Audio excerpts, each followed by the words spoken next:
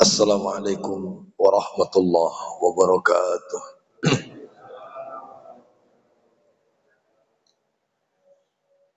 Alhamdulillahi wa kafa. Wassalatu wassalamu ala sayyidina al-Mustafa wa ala alihi ahli sidiki wa tuqa, amma ba'du. Asyhadu an la ilaha illallah al-malikul haqqul mubin wa asyhadu anna Muhammadan abduhu wa rasuluhu shadiqul wa'dul amin. Allahumma salli ala sayyidina Muhammadin wa ala ali sayyidina Muhammad.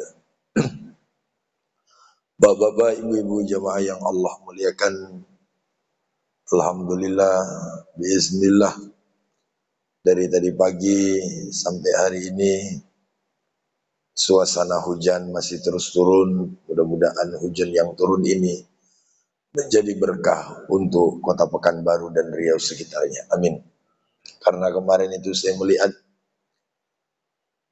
helikopter sudah beberapa kali terbang di atas bumi Riau melihat situasi kebakaran yang ada di beberapa titik. Mudah-mudahan ini hujan yang Allah turunkan menjadi rahmat, gak usah berkeluh kesah, sehingga kemudian titik-titik api khususnya di daerah-daerah itu bisa padam, ya. Bapak-bapak dan ibu-ibu yang Allah muliakan, kesempatan yang begitu berbahagia ini, dari awal tema kita itu adalah sirah nabawi, lalu kemudian berubah menjadi hadis-hadis arba'in, lalu kemudian setelah Idul Fitri ini, Bapak Ibu yang Allah muliakan, insyaallah ini ke depan selama 1 tahun kalau Allah mengizinkan, kita akan membahas tentang sunnah-sunnahnya baginda Rasul sallallahu alaihi wasallam. Kita mulai satu demi satu. Saya ada lihat kawan menulis buku yang beliau tulis itu adalah 100 sunnahnya baginda Rasul. Padahal kalau di total sunnahnya Nabi itu lebih daripada 100, ya, lebih daripada 100. Dan kita wallahu a'lam berapakah sunnah Nabi itu, insyaallah mudah-mudahan bisa kita bahas step by step. Bapak Ibu, yang pertama sunnah baginda Rasul sallallahu alaihi wasallam. Dari sekian banyak sunnah-sunnah Nabi itu adalah dawamul wudu, artinya menjaga wudu. Dan ini adalah amalan bagus. Apa itu? Menjaga wudu. Jadi ketika kita batal wudu lagi, batal wudu lagi, batal wudu lagi. Dan orang yang bisa mengamalkan ini, insya Allah banyak hikmahnya. Penelitian itu menyebutkan yang pertama paling jelas bersih. Yang kedua, itu bisa menetral pikiran kita agar kemudian tidak gampang emosi. Di atas emosi lah. Jadi kalau kita bisa menjaga wudhu kita senantiasa, batal wudhu, itu bisa menetral emosi kita. Dan ini luar biasa. Karena sekarang ini zaman di mana orang gampang tersulut. Kalau dulu Pak, orang terbakar, itu kalau udah kering. Sekarang yang basah pun bisa terbakar gitu. Wallahu a'lam. Baik di media sosial, baik kemudian di dunia nyata, hal-hal yang kecil zaman dulu kita masih ingatlah ayam datang kemudian ke rumah tetangga. Kita punya ayam, kan kampung-kampung dulu belum ada perumahan. Ayamnya main di depan rumah tetangganya. Itu mohon maaf biasa saja. Atau kemudian ngidupin api, tetangganya kena asap gitu, itu biasa saja. Sekarang ini jangan coba. Perkara ayam kadang-kadang main ke depan rumah tetangga kita, mohon maaf, itu bisa ribut satu RT. Bapak Ibu yang Allah muliakan, orang zaman sekarang gampang tersulut, nggak di mana-mana. Mau dia di perkantoran, mau dia ruangan ber-AC dan lain sebagainya. Maka dawamul wudu atau kemudian mendawamkan wudu ini adalah salah satu sunnah yang bagus untuk kemudian kita lakukan.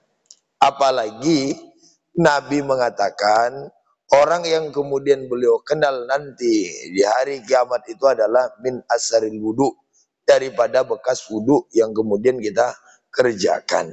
Itu sebabnya wudhu, sebagaimana riwayatnya Abu Daud, bahwa tak kala kita berwudhu dengan khusyuk, maka setiap basuhannya itu mengeluarkan dosa dari setiap sendi-sendi kita. Muka yang kita basuh, maka muka-muka kita yang mungkin menatap, melihat dan lain sebagainya, gugur dia.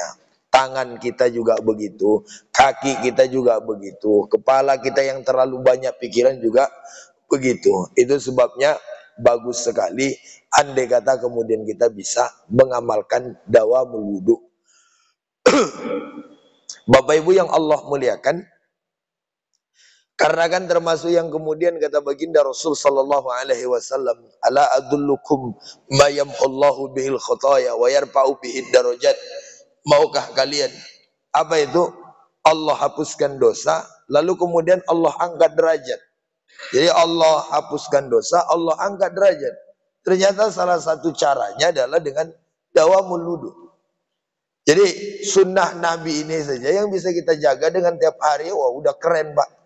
Bapak, ibu-ibu yang bisa menjaga wudhu, batal wudhu lagi. Tengah malam sebelum tidur, jarang kita wudhu. Jadikan wudhu sebagaimana HP, kebutuhan. Kita Pak bangun tidur kadang-kadang yang kita cari HP. Coba bangun tidur kita wudhu. Ya toh? Boleh nggak sebelum kita mandi wudhu? Disunnahkan. Bahkan orang kalau supaya jangan kena rematik atau kemudian jangan kena stroke tiba-tiba, itu mohon maaf, sebelum kita mandi wudhu dulu, sehingga netral air itu ke badan.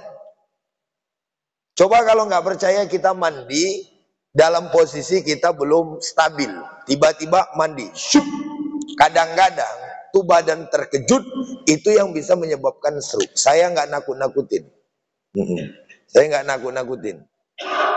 Bapak Ibu yang Allah muliakan, baik kita mandi yang di sungai dan lain sebagainya, coba ambil wudhu dulu.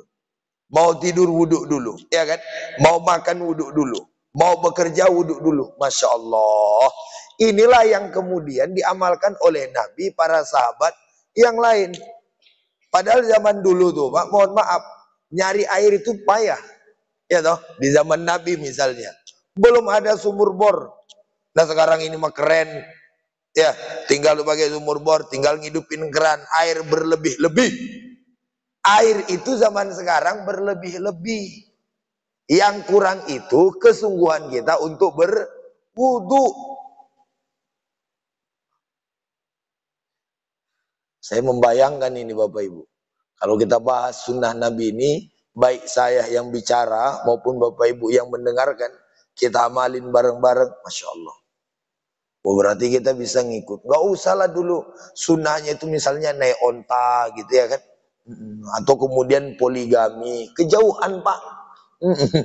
Kadang-kadang asal ngomong sunnah itu poligami, pakai jubah, ya toh. Atau kemudian sholat tepat waktu, ya, sunnah Nabi juga. Betul. Kita mulai dari yang dasar-dasar dulu. Apa itu misalnya? Senyum. Senyum sunnah Nabi atau tidak? Oh ini kelihatannya cuaca dingin berefek samping ini ya kan. Senyum sunnah Nabi atau tidak? Sunnah Nabi kan. Bisa nggak kita ngamalin senyum tiap hari coba? Kita kan senyum nengok orang. Ini kayaknya menghasilkan uang nih, senyum kita. Nah, ini kayaknya ngabisin uang saya ini. Coba senyum kepada mohon maaf, baik lawan maupun kawan. Yang paling gampang, ini sebenarnya rahasia perusahaan. Calon-calon yang fotonya terpajang di mana-mana itu, untuk menang gampang Pak. Jadilah orang gila, ya kan? Jadilah orang gila. Mulai daripada bulan Juni sampai nanti kemudian pemilihan legislatif. Asal jumpa masyarakat senyum. Gimana kabar Pak? Pokoknya cenderung gilo lah senyum tuh. Insya Allah orang respect. Beda loh Pak, sehebat-hebatnya orang kalau nggak ada senyumnya, sangar. Dan itu sunnah Nabi. Saya kadang-kadang bingung nengok orang, mohon maaf lahir batin, yang katanya semangat dengan Qur'annya, yang katanya semangat dengan jubahnya, yang kata semangat dengan ontaknya, yang katanya semangat dengan ABC. Tapi mohon maaf, dalam mengamalkan senyum, selesai sholat pun dia tidak mampu. Ya kan? Apa enggak dasar coba kita bisa senyum? Dan senyum itu, itulah kehebatannya Nabi itu. Kenapa? Mohon maaf, orang suka terus sama Nabi. Setiap orang sedih jumpa Nabi ini. Karena setiap orang mau jumpa Nabi, pasti Nabi dalam keadaan tersenyum kepada orang lain. Dan senyum Nabi itu Pak menawan, tanpa ada beban, tanpa ada paksaan. Ya senyum itu kan juga bermacam-macam ya. Ada senyum gak punya uang. Nah, ada senyum baru kena marahin istri. Ada juga senyum-senyum baru kena marah. Ada senyum baru gajian. Ada senyum baru EP. Tapi ada senyum yang dia sifatnya ibadah. Terasa dari dalam hati yang paling dalam, syut, kena ke hati kita. Senyum itu yang keren. Senyum yang karena ibadah. Tabassamuka fi wajhi akhika laka shadaqah. Dua. Berarti kesempatan hari ini kita bahas dua. Pertama, dawamul wudu. Ya. Yang kedua adalah senyum. Gimana Bapak-bapak? Sudah bisa senyum? Ya sebenarnya seharusnya kita ini biasanya di training ya Pak. Senyum coba sama kawan gitu. Ada kawan kita Pak diajak senyum tuh memang gak mau. Ya nah kawan. Apa kau senyum-senyum? Ku tampar mulut kau nanti. Lemah kawan. Kita mau baik sama orang itu ya. Nggak cocok sama dia. Padahal waduh happy-nya luar biasa. Ini Pak saya sehebat-hebatnya ceramah. Kalau nggak ada senyumnya pasti jamaah ngomong. Wah ini Ustaz lagi banyak masalah gitu. Iya Pak. Kita ini kan kadang-kadang naibnya di mana coba? Sama istri orang gampang senyum, sama istri sendiri. Ayah senyum. Senyum Pak. Happy, hidup. Masya Allah, dunia ini kan mohon maaf, adalah panggung sandiwara, betul ya? Dan dunia ini sementara, sayang kalau dunia ini nggak kita pakai untuk senyum, ya kan? Masa dunia dipakai untuk serius saja? Soalnya kalau mau bicara ibadah, siapa ibadahnya yang paling hebat? Nabi atau kita? Nabi atau kita? Sahabat atau kita? Sahabat. Sehebat-hebatnya sahabat, walaupun mereka suka menangis di dalam ibadahnya, tapi jangan salah, para sahabat kalau berkomunikasi senyum, kalau dengan teman senyum, dengan anak senyum, dengan karyawan senyum. Bos yang paling hebat bukan bos yang ngasih gaji tepat waktu. Bos yang paling hebat bukan bos yang ketika ngomong penuh dengan motivasi. Ternyata bos yang hebat itu bos yang kalau jumpa dengan mohon maaf bawaannya senyum. Ustadz yang paling hebat bukan ustadz yang ketika ceramah membara-bara, betul ya? Tapi ustadz yang hebat menurut saya ya ketika jumpa senyum. Tengok itu Agim, walaupun udah sepuh sampai sekarang, kan Agim masih digemarin orang ya. Ya bagi sebagian orang lah namanya di Indonesia ini. Kadang-kadang gak ngerti agama pun kayak dia yang paling pintar daripada yang belajar agama. Iya Pak. Kadang-kadang saya mau pensiun jadi ustadz nengok orang itu. Iya. Bapak Ibu yang Allah muliakan. Apa yang beliau amalkan? Senyum. Apa? Ada 5S kan? Senyum, sapa, salam, sopan, santun. Itu beliau terapkan. Senyum, sapa, salam. Ya kan? Atau senyum, salam, sapa. Senyum dulu. Salam. Assalamualaikum. Setelah itu sapa. Bagaimana kabarnya? Setelah itu sopan. Setelah itu santun. Siapapun di antara bapak-bapak yang pakai 5 ini dalam segala hal, insya Allah berhasil. Bapak-bapak mau cari istri muda lagi. Contohnya, ini contoh aja. Tapi jangan diamalkan. Dah, itu pakai yang itu Pak. Bapak-bapak mau lamar kerja. Mau jadi apa aja. Oh senyum. Ya, Ustaz Yasri juga bisa ngamalin ini ya kan. Untuk meningkatkan kualitas gaji di Darul Aman. Misalnya begitu. Jumpa sama ketua senyum. Habis itu salam. Assalamualaikum. Sapa. Sopan, santun. Insya Allah. Kalau saya yang jadi ketua masjid, saya bilang. Bulan besok, saya Yasri berangkat umroh dengan cahaya hati, bayar sendiri. Gitu saya bilang. Baik, demikian, terima kasih. Assalamualaikum warahmatullahi wabarakatuh.